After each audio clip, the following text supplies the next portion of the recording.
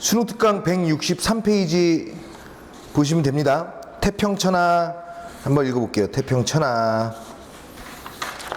태평이라는 게 뭐니? 태평. 태평이라는 게 뭐야? 뭐 큰 문제 없이 평화로운. 그래서 옛날부터 살기 좋은 세상을 태평성대 태평성대 이랬단 말이야. 우리가 아까 이상의 날개를 풀었던 것처럼 여기도 읽다 보면 중략은 딱히 없거든요. 하나 있구나. 중략. A 중략 이거 끊어가면서 좀 풀 거니까 정신 차리고 잘 따라와야 돼요. 알겠지? 유인아 이제 주면 안 돼. 자 보십시오. 옷은 안팎으로 윤기가 지르르 흐르는 못이 진솔 것이요.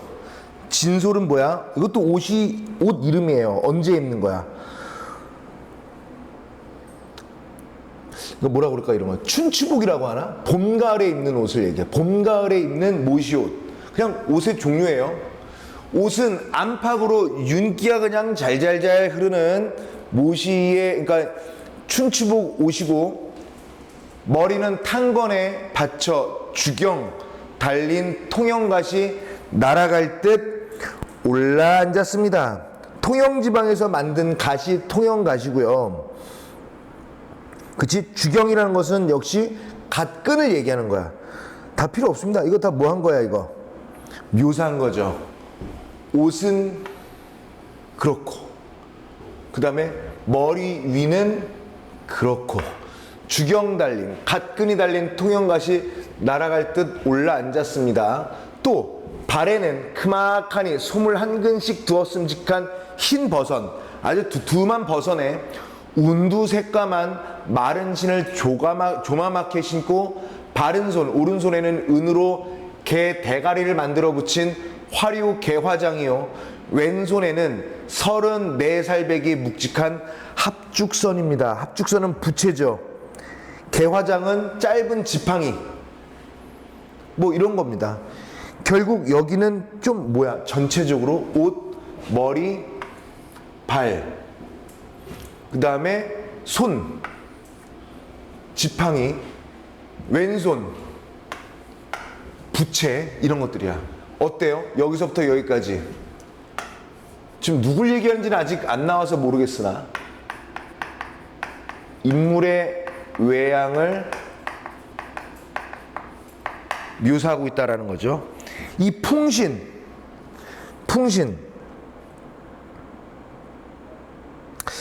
이건 별표 쳐야죠. 안 칠 수가 없지. 이게 원래 현대 소설에서는 거의 없는데 이게 태평천하니까 이걸 봐둬야 되겠죠. 이 풍신, 이 모습, 이 모습 아깝습니다. 이 모습을 가지고 옛날 세상에 살았더라면, 옛날 세상이었다면 일도의 방백이 분명합니다. 일도의 방백이란 게 무슨 뜻이야? 자, 일단은 아깝다라는 말 먼저 볼까? 이 풍신은 모습이에요. 모습 같다고 와 아깝습니다 라고 얘기한 거야. 뭘 얘기하는 거지? 왜 아깝다라고 얘기하는 거지? 일단 이건 느낌 아니니 얘들아? 얘들아 느낌 아니야 느낌? 누구의 느낌이야? 다시 한번 자 여기서부터 여기까지 인물의 외양을 묘사했단 말이야. 이 풍신이야말로 이거는 되게 중요한 부분이에요. 옷은 어떻고 머리에는 어떻고 발에는 어떻고 오른손에는 어떻고 왼손에는 어떻고 이런 걸 쭉 얘기한다고요. 이건 뭐야? 대단한 어떤 화려한 어떤 그런 뭐 이렇게 뭐 모습 이런 것들을 쭉 뭐 한 거야.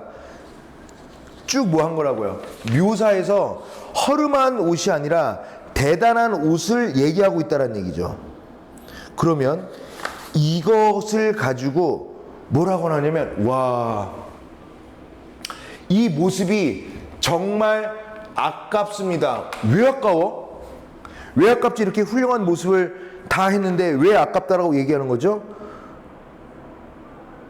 그런 것을 그러니까 옛날 세상이었다면 현재 요 세상이 아니라 옛날 세상이었더라면 일도의 방백이었다. 일도의 방백이라는 것은 뭐냐면 도지사급 됐겠다. 훌륭한 계급, 훌륭한 어떤 뭐 사회적 위치, 훌륭한 지도자 정도는 됐을 법한 모습인데 그 시절이 아니네요. 아깝습니다. 뭐 한 거니 이거? 작품 외부의 서술자가 자신의 주관적인 느낌을 논평한 거야. 이걸 우리가 가볍게 뭐라 그래? 서술자의 편집자적 논평이죠. 되게 중요해. 이게 시험범위라면 이거 뭐 안 나오고 100이겠니 이거? 안 나오고 이게 어떻게 100이야 이거를? 현대소설에서 이렇게 이게 그리고 한두 군데 나오는 게 아니에요. 이 태평천하에서는.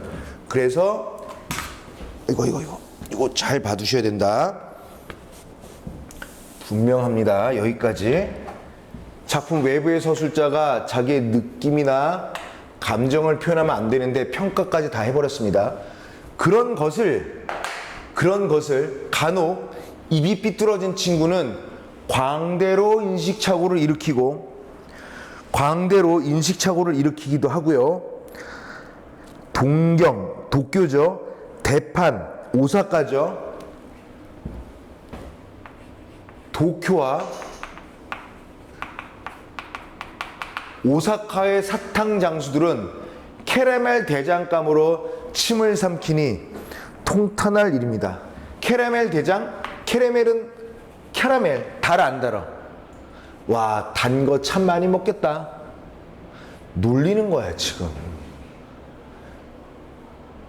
지금 이 누굴 얘기하는 거냐면 미리 얘기할 게 좀 나오지만 이 소설의 주인공인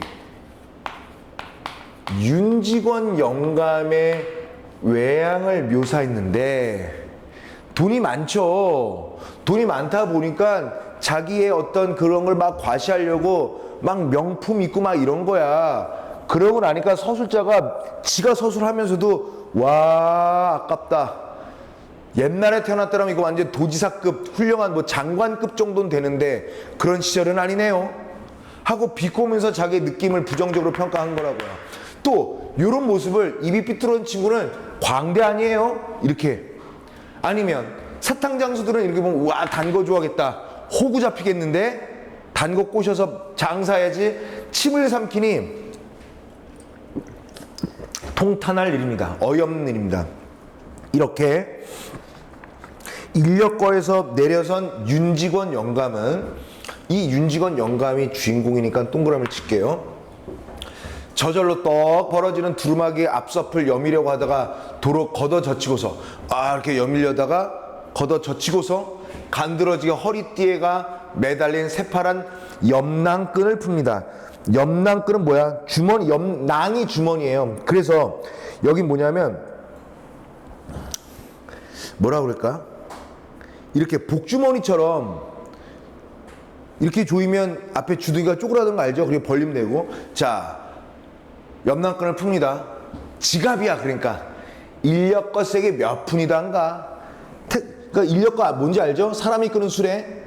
그러니까 이거 뭐야 이거 택시비 얼만가? 이 이야기를 쓰고 있는 당자 역시 이 이야기를 쓰고 있는 작가인 서술자 역시 이런 뜻이야. 이거 되게 독특한 부분이죠.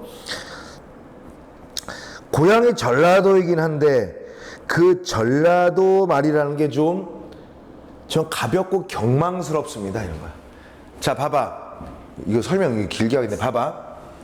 이렇게 있다가 하고 이렇게 하다가 지갑을 딱 열더니 인력거세게 몇 푼이단가? 이렇게 말이 좀 이렇게 이러한 모습에 조금 경박한 전라도 사투리가 사용된 것에 대해서 글을 쓰고 있는 그 소설가 아니면 서술자 자기 자신도 좀 어울리지 않아요. 윤직원 영감이 하고 있는 옷차림새와 말투가 어울리지 않다라는 것을 얘기하는 거야. 그랬더니 뭐라고 해? 그저 처분해 주십시오. 알아서 주세요. 알아서 주세요. 이런 얘기야. 알아서 주세요. 그랬더니 인력 거꾸는 담요로 팔짱 낀 허리를 굽실합니다. 왜? 인력 거꾼도 장사해야 될 거 아니야. 좀 점잖다는 손님한테는 항투로 쓰는 말이지만, 항시하는 말투로 쓰이는 말이지만, 이 풍신지원 어른께는 진심으로 하는 소리입니다. 윤직원의 모습을 보고 후시 생각해 달라는 뜻이죠. 좀 잘 달라는 뜻이죠. 응? 그럼 그냥 가서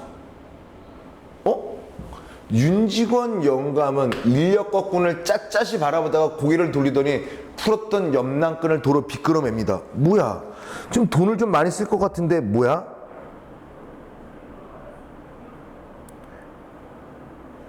인력 거꾼의 이렇게 그저 처분해 줍사요.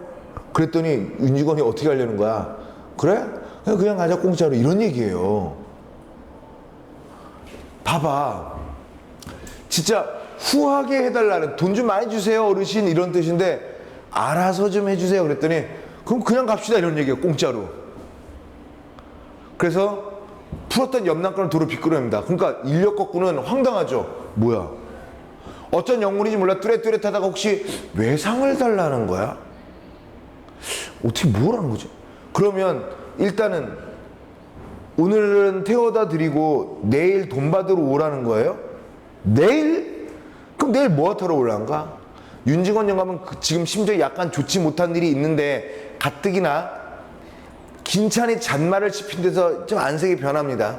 그러나 이쪽 인력 거꾼으로 당하고 보면 뭐 하러 오더니 돈 받으러 오지, 너 지금 돈을 안 주겠다는 거잖아, 외상준 인력거삭 받으러 오지요 라는 것이지만 어디 무엄스럽게 그런 말을 똑바로 대고 하는 수야 있나요? 그게 좀 말이 되나요? 이런 내용이야. 자, 그 다음에 잘 보세요. 이거 읽어야 됩니다. A. 그러니 인력 거꾼의 입장에서는 말은 바른 대로 하지 못하고 잘못 난처한 판인데 남의 그런 속도 몰라주고 윤직원 영감은 이제 내 할 말 다 했다는 듯이 천천히 돌아서 버리자고 합니다. 근데 인력 거꾸는 이러다가는 다른 때도 아니고 허파가 터질 뻔한 오늘 벌이가 허파가 왜 터지겠어요? 막 끄면 숨차겠지. 그러니까 허파가 터질 뻔한 오늘 벌이가 눈 멀뚱멀뚱 뜨고 그만 허사가 되지 싶어. 대체 이 어른이 어째서 이런지 모르겠어도 그건 어찌 되었든지 간에 좌관 이렇게 병신스럽게 우물쭈물하고만 있을 일이 아니라고 크게 과단을 내지 않을 수 없습니다. 이건 누구의 생각이야? 인력 거꾼의 생각을 작품 외부의 서술자가 얘기하는 거죠. 그랬더니 큰 용기를 내어서 저 삭 말씀이 옳습니다. 크게 과단을 낸다는 게 에이 그 돈 좀 주겠지 뭐 이렇게 얘기한다는 거야. 조심을 하는 것 뿐입니다. A까지 하고 문제를 볼까요? A까지 하고 자 보십시오. A까지 딱 읽고 푸는 거야. 실제 시험에서도 이렇게 푸는 겁니다. 자, 또 아까랑 비슷하죠. A와 B에 대한 설명으로 가장 적절한 것은 A와 B는 모두 끊고요. 타인의 모습을 바라보는 등장인물의 시선을 드러낸다. 타인의 모습을 바라보는 등장인물이야? 얘들아, A를 다시 봐봐. 지금 타인의 모습을 바라보는 등장인물이야? 맞아요? 지금 서술을 누가 하고 있지? 서술을 누가 하고 있지? 작품 외부의 서술자가 얘기하고 있지. 그런데 지금 인력 거꾼의 입장에서 작품 외부의 서술자가 인력 거꾼의 입장에서 서술을 하고 있잖아. 그런데 그러니까 타인의 모습을 바라보는, 여기서 타인은 윤직원 영감을 얘기하는 거고, 타인의 모습을 바라보는 등장인물, 인력거꾼의 모습을 얘기한다라고 봐도 돼요. 얘는 물론 등장인물이 서술어라는 건 아니지만 작품 외부의 서술자가 등장인물인 인력거꾼 코스프레를 해서 윤직원 영감을 바라보는 거야. 그러니까 얘 A는 맞다고요. A는 이해했어요? 선생님, 서술자가 등장인물이 아닌데. 아니, 지금 인력거꾼 코스프레를 했다니까요. 이런 걸 바로 뭐라 그래? 제한적 전지적 작가 관찰자 시점이라고 한단 말이야. 자, 2번 보세요. 2번. A와 B는 모두 끊고요. 내면 심리 묘사를 통해 끊고요. 당연하죠. 내면 심리 묘사 했어, 안 했어? 누구의 내면 심리 묘사했어? 누구? 인력거꾼의 계속 내면 심리 묘사했죠, 그치? 누가 묘사해 준 거야? 작품 외부의 서술자가 해준 거라고요. 작품 외부의 서술자가. 그래서 인물이 특정 행동을 하게 된 이유, 어떤 특정 행동을 했어? 얘기했잖아. 저기 택시비 좀 어떻게 좀 외상 이런 얘기 하는 거라고요. 삭 달라고요. 삭 달라고. 돈 달라는 얘기를 어렵게 꺼낸 거라고요. 괜찮지? 그럼 이 A도 맞는 거야. 지금 여기다 또 지난번처럼 적어야 되겠다. 1번에 1번 괜찮고요. 2번도 괜찮네. 3번 봐봐. A는 과장된 표현을 통해, 얘들아, 과장된 표현이 있었니? 있죠. 허파가 터질 뻔했대잖아요. 숨찬다고 허파가 터지니, 폐가? 그래서 과장된 표현을 통해서 인물의 처지를 얘기하고 있는 거 맞아. 이거 까탈스럽다. 3번도 괜찮네. 4번. A는 인물의 과거 행적을 요약적으로 서술하고 있고, 칠판 잠깐 볼래? 봐봐. 여기서 심리묘사를 했지. 심리묘사를 했다라고 해서 맞다고 그랬지. 묘사는 서술의 속도가 느리고 요약은 서술의 속도가 빠른데, 게다가 과거 행적이란 게 있어, 없어? 이 A의 과거 행적이란 게 있어, 없어? 없잖아, 아예. 지금 현재 상황의 심리를 묘사하는 것이 뿐이잖아요. 그럼 4번은 마저 틀려. 틀리죠. 그러니까 4번 무조건 틀리다. 5번 보세요. A는 두 공간 대비했어, 안 했어? 했어요, 안 했어요? 공간성도 딱히 없잖아요. 땡. 그러면 1번은 1번 아니면 2번 아니면 3번이다. 셋 중에 하나다.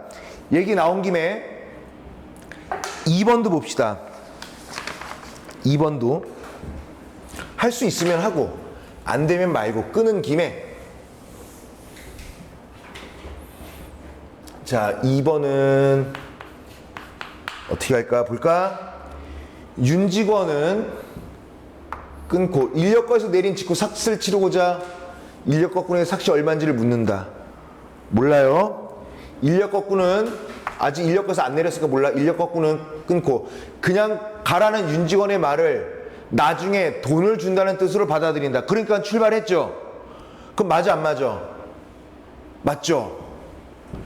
맞으니까 땡. 3번. 윤주사는 끊고요. 종학이 친정보 몰라. 아직 종학은 끊고 몰라요. 윤직원은 끊고요. 수령과 몰라요. 그러면 2번에 여기까지 봤을 때 1, 적절하지 않은 것은으로서 1, 3, 4, 5 중에 하나야. 3번 할 수 있나 없나 보자. 지금까지 읽은 것 중에 기억 있어? 그저 처분해 줍사요 있네요. 그저 처분해 줍사요. 기억 있네요. 그저 처분해 줍사요. 그러면 어떻게 해달라는 거야? 잘 주실 거죠? 이런 얘기잖아. 나에게 호의를 베푸실 거죠? 그저 처분해 줍사요. 상대방이 자신에게 호의를 베풀 것이라는 기대. 어때? 옷도 근사하게 차려입었으니까 그런 정도의 기대할 수 있지. 맞으니까 땡. 니은 읽었니 얘들아 우리? 있다. 아직 안 읽었구나. 그냥 빡 읽어보자. 그냥 싹. 네. 아니 여보, 이 사람 윤지건 영감은 더러 역정을 내 하마 삿대질이라 할 듯이 한 걸음 나섭니다. 자네가 아까 날더러 처분대로 알아서 하라며. 나 그냥 공짜로 타려고 그랬지. 이런 내용이야. 자, 그냥 읽어보고 처리하자. 상대방이 말을 바꿨다고 따지면서 끊고요. 불쾌감을 드러내는 거 맞아 안 맞아? 잘 처분해 주십시오 라고 해서 그냥 간 건데 돈을 달라고 그래 이놈아. 맞아 안 맞아? 불쾌감 드러낸 거 맞지? 맞으니까 땡. 디귿은 안 읽었네요. 그러면 3번은 몇 번 남았어? 3번이냐 4번이냐 5번 남았다. 4번도 할 수 있나 없나 보자. 자, 해보자고요 이거.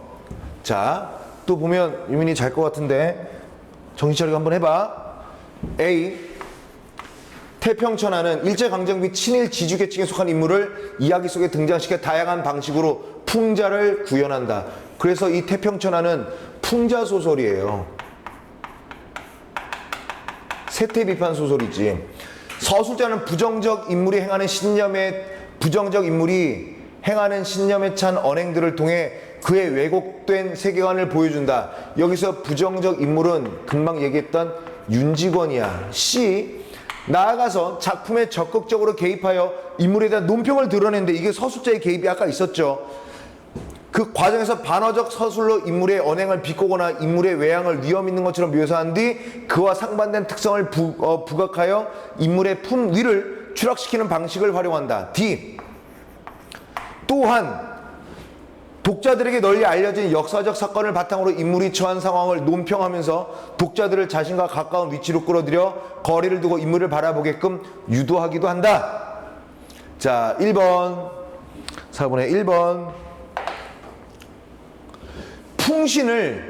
풍신한 건 풍채, 모습을 얘기하는 거야. 모습을 1도의 방백과 같이 도지사급 정도는 된다. 위험 있다고 묘사한 뒤에 그러한 묘사와 상반되게 광대로 여기는 사람들이 있을 수도 있음을 언급함으로써 끊고요. 윤직원의 품위를 추락시키면서 풍자의 효과를 얻어내고 있다. 품위를 추락시키는 방식을 활용한다. 여기 있죠? 여기 있지? C에 있지? 그럼 맞아 안 맞아? 맞으니까 땡. 아이고 2번부터는 어디 모험스럽게는 아직 안 했지? 아닌가? 아직 모르잖아. 있구나. A 위에 어디 모험스럽게 인력거꾼 주제에 어디 모험스럽게 그런 말을 똑바로 대고 하는 수야 있나요? 라고 하는 서술에는 끊고요. 상대가 말을 똑바로 대고 할 수 없을 만큼의 위험을 윤직원이 갖추지 못했다라는 반어적 의미가 담겨 있군. 맞아? 아니야. 어디 모험스럽게 그런 말을 똑바로 대고 하는 수야 있을까요? 라고 하는 입장은 누구의 입장이야? 좀 하층민인 인력거꾼이 윤직원을 바라보는 시선 아닌가? 근데 인력거꾼의 입장에서 윤직원을 풍자하거나 비판할 수 있는 상황이 돼, 안 돼? 안 되잖아요. 뭔가 옷차림새나 풍신으로 봤을 때 돈이 많을 것 같고 얼마라고 딱 자르기에보다는 좀 알아서 잘 줄 것 같아서 굽신굽신 되는 건데 윤직원이 그만큼 위험을 갖추지 못했다라는 것을 인력거꾼의 입장에서 이렇게 깎아내릴 수는 없는 거고 풍자를 할 수는 없는 거지. 그럼 답은 몇 번이야 이거? 2번 이렇게 되는 거죠. 그러면 문제 4번은 답이 또 가장 먼저 나오게 되는 셈이 되는 거죠. 4번은 답이 몇 번이야? 2번 확정이 되는 거죠. 맞지? 맞죠? 자, 그럼 계속 볼게요. 계속 본문 많아. 자, 보세요. 싹? 네. 아니, 여보 이 사람 윤직원 영감은 더러 역정을 내어 하마 삿대질이라도 할 듯이 한 걸음 나섭니다. 아까 날더러 알아서 하라며. 헐 이런 거죠. 자, 그 다음에 자, 해가 서쪽으로 뜨겁구나. 윤직원 영감은 아들이 이렇듯 부르지도 않은 걸음을 더욱이나 안방에까지 들어온 것을 이상 타고 꼬집는 것입니다. 뭐 타러 오냐? 돈 달러 오지? 돈 달라러 오지? 너 지금 돈 필요해서 돈 뜯으러 왔지? 아유, 동경서 전보가 왔는데요. 지체를 바꿔 윤주사를 점잖고 너그러운 아버지로 윤직원 영감을 속사납고 경망스러운 아들로 둘러놓았으면 꼭 맞겠습니다. 윤주사는 누구야? 얘들아 봐봐. 여기다 적어야 되겠다. 윤직원 영감이 있어요. 윤직원의 아들은 이름이 윤주사가 아니라 윤띠고 주사야. 이거는 뭐 공무원급의 직책을 얘기하는 거야. 윤직원이 이렇게 했는데 윤주사가 온 거야. 왜? 윤직원이 비꼬는 거죠. 야, 너 나한테 돈 달래러 왔지? 아니, 그냥 뭐 동경서 전보가 왔습니다. 얘 아버지는 아들한테 경망스럽게, 야, 너 돈 달래러 왔지 이 새끼야. 아들은 동경서 전보가 왔습니다. 점잖게 얘기했지. 이렇게 지체를 바꿔 이 윤주사를 점잖고 너그러운 아버지, 아들의 아버지 같고 아버지는 철없는 아들 같다, 이렇게 둘러놓으면 꼭 맞겠습니다라고 해서 누굴 또 비판하는 거야? 작품 외부의 서술자가 윤직원 영감을 또 디스하는 거라고요. 편집자적 논평을 통해서 경망스러워 보이는 윤직원을 디스하는 거라는 거야. 지금 선생님이 설명한 거 이해했어? 동경서 전보. 자, 누가 있냐면 윤직원의 손자이자 윤주사의 아들인 윤종학이 있단 말이야. 윤종학이 동경에 유학 갔는데 거기서 경시청에 붙잡혔다는 거야. 동경서 전보? 네, 종학이 놈이 경시청에 붙잡혔대요. 외치는 소리도 컸거니와 엉덩이를 꿍 찢는 바람에 하마 방구들이 내려앉을 뻔했습니다. 모여선 온 식구가 지각금 정도에 따라 지각기 놀란 것은 물론이고요. 이 윤직원 영감은 마치 묵직한 뭉치로 뒤통수를 얻어맞은 양 정신이 멍해서 입을 벌리고 눈만 휘둥그랬지 한동안 말을 제대로 못하고 꼼짝도 않습니다. 야, 그 뭔 소리야? 그거 웬 소리야? 아이고, 그놈 종학이죠? 그놈 동무 친구가 친 전본가 본데 전본은 간단하게 메시지만 전하니까 정확히는 잘 모르겠습니다 하고 윤주사는 조끼 호주머니 안에서 간밤에 그 전보를 꺼내어 자기 아버지 부친한테 윤직원 영감한테 올립니다. 윤직원 영감은 탁 하고 채듯 전보를 받아서 쓱 들여다보더니 커다랗게 읽습니다. 물론 원문은 일문이니까 몰라보고 윤주산의 서사 민서방, 글을 몰라 잘 일본어를 모르니까 민서방이 번역한 그대로죠. 종학 사상관계로 경시천 피검이라니, 이게 무슨 소리다냐? 사상관계 뭐 한 거예요? 사회주의 했다는 거예요. 일본은요 공산주의 사회주의를 극혐하거든요. 일본에 가서 사회주의 운동을 한 거야. 종학이가 사상관계로 경시청에 붙잡혔다는 뜻일 테죠.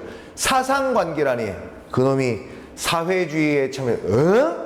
사회주의? 아까보다 경시청에 붙잡혔다라는 것보다도 종학이, 자기 손주 종학이가 뭐 했다라는 거예요? 사상운동, 사회주의 운동을 했다는 것에 더 놀라면서 벌떡 뒤로 나동그라질 뻔하다가 겨우 몸을 가눕니다. 윤직원 영감은 먼저에는 몽치로 뒤통수를 얻어맞은 것 같이 멍했지만 이번에는 땅이 꺼진 데서 깊고 깊은 지하 속으로 수천 길 밑으로 꺼져 내려가는 듯 정신이 아찔했습니다. 그러나 그것은 결단코 자기가 믿고 살아가는 종학이의 신상을 여겨서, 내 손주 종학이가 몸이 다치면 어떤 고문을 당하면 안 돼, 이런 차원이 아닙니다. 윤직원 영감은 시방 종학이가 사회주의를 한다는 그 한 가지 사실이 진실로 옛날에 드세던 불황당패가 백길천리로 침노하는 그것보다도 더 분하고 무서웠던 거예요. 이제서야 알겠습니다. 윤직원은 사회주의 참여해서 내 손자가 일본으로부터 고문을 당하거나 불이익을 당하는 것을 걱정하는 게 아니야. 정말로 윤직원 영감은 사회주의를 두려워합니다. 왜? 윤직원 영감의 아버지가 불황당패에 다 죽었거든요. 볼까요? 일단 B까지 보세요. B까지. 문제가 몇 번이니 이거? B 2번이죠. 2번 한번 해보자. 이제 풀어야 되겠지. 2번인가? 1번인가? 1번은 몇 번이야? 1, 2, 3번이죠. 4번, 5번 깠고요. 자, B만 봐. 타인의 모습을 바라보는 등장인물의 시선 맞아? 기억이 안 나요? 이거잖아. 타인의 시선을 바라보는 등장인물의 시선이야? 아니잖아요. 작품 외부의 서술자가 윤직원의 반응을 보는 거죠. 그러면 1번은 땡. 2번 B는 모두 내면 심리 묘사를 통해 인물이 특정 행동을 하게 된 이유를 드러내고 있다. 윤직원의 심리를 묘사한 거 맞지? 자기 손주 윤종학이가 사회주의 운동을 하다가 잡혀갔다라는 것에 대해서 뭐 한 거야? 놀란 거 맞지, 그치? 그래서 A도 맞고 B도 맞아요. 그럼 3번의 B는 아니어야 하는데 비유적을 통해 인물의 성품을 서술하거나 그러진 않지. 그래서 뭐야? 답 2번이고 3번이 땡이죠. 그래서 1번에 이렇게 되는 거야. 1번도 해결. 아까 4번도 해결. 자, 그 다음에 읽은 김에 2번 할 수 있나 없나 보자. 2번은 1, 3, 4, 5인데 내렸죠. 윤직원은 2번은 깠고요.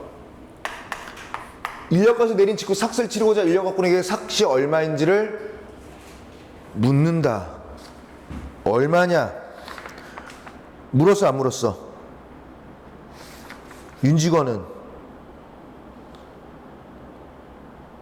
얘들아 맞아 안 맞아? 싹? 네. 아니 여보 이 사람 윤직원 영감은 더러 역정을 내 하마 삿대질이라도 할 듯이 한 걸음 나섭니다. 자네가 아까 처분대로 하라고 하지 않는가? 뭡니까? 윤직원은 인력거에서 내린 직후 삭스를 치르고자 인력거꾼에게 삭시 얼마인지를 물어보는 거 맞아 안 맞아? 일단은 염난끈을 풀고는 물어보는 건 맞잖아요. 그치? 어딨냐면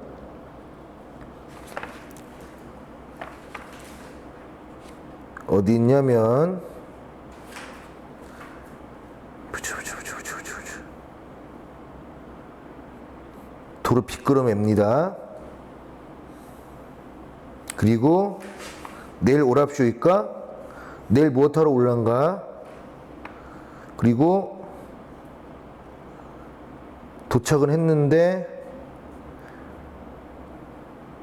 자 인력거에서 내려선 윤직원 영감은 두루마기 앞설 여미려고 하다가 도로 걷어 젖히고서 간드러지게 허리에 띠에 가 매달린 새파란 염난끈을 풉니다. 인력거 삭시 얼마단가 이런 얘기를 하는 거잖아요. 그렇지? 그러니까 내려서 인력거꾼에게 삭시 얼마인지를 물으려고 하는 거 맞아 안 맞아? A보다 앞선 부분에 있습니다. 아까 할 수 있었네요. 이를. 아이 못 봤네. 자 그 다음에 3번 보세요. 윤주사는 끊고요.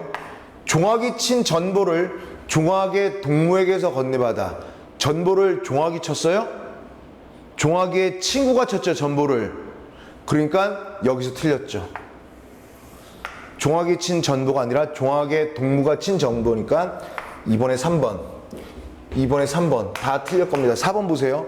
종학은 끊고 모르지만 땡. 5번 윤직원은 끊고 수령과 땡. 이번에 3번 확정. 3번 할 수 있을까?